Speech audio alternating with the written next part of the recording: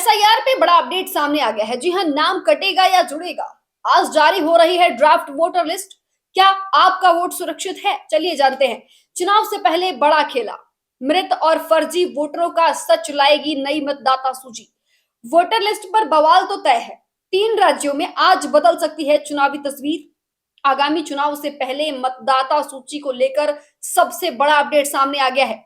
आज केरल, मध्य प्रदेश और छत्तीसगढ़ तीनों राज्यों में वोटरों की तस्वीर बदल सकती है, क्योंकि चुनाव आयोग आज मसौदा मतदाता सूची जारी करने जा रहा है।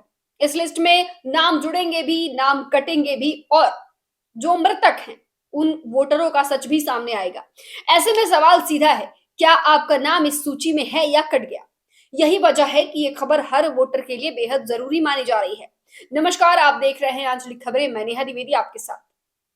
देश के चुनावी सिस्टम से जुड़ी एक अहम प्रक्रिया आज अपने अगले चरण में पहुंच चुकी है। निर्वाचन आयोग आज केरल, मध्य प्रदेश और छत्तीसगढ़ के लिए मसौदा यानी कि ड्राफ्ट मतदाता सूची जारी करेगा। दरअसल इन तीनों राज्यों में विशेष गहन पुनरीक्षण यानी एसआईआर प्रक्रिया पूरी कर ली गई है और उसी के आधार पर आज ड्राफ्ट वोटर लिस्ट सार्वजनिक की जा रही है। यह वही प्रक्रिया है जिसके जरिए वोटर लिस्ट को पूरी तरह से साफ और अपडेट किया जा रहा है। चुनाव आयोग इस समय के देश के 12 राज्यों और केंद्र शासित प्रदेशों में मतदाता सूचियों का विशेष गहन पुनरीक्षण कर रहा है। इसी कड़ी में 23 दिसंबर को केरल, मध्य प्रदेश, छत्तीसगढ़ के साथ साथ केंद्र शासित प्रदेश अंडमान एवं निकोबार की भी मसौदा मतदाता सूची जारी की जा रही है। सभी राज्यों के मुख्य निर्वाचन अधिकारी और जिला निर्वाचन अधिकारी सभी मान्यता प्राप्त राजनीतिक दलों को प्रस्तावित मतदाता सूची की प्रति उपलब्ध कराएंगे। यही नहीं, ये मसौदा सूची सीईओ और डीईओ की आधारित वेबसाइट पर भी अपलोड की जाएगी ताकि आम जनता भी इसे आसानी से देख सके। अब सवाल उठता है कि इस मतदाता सूची में ऐसा क्या खास है।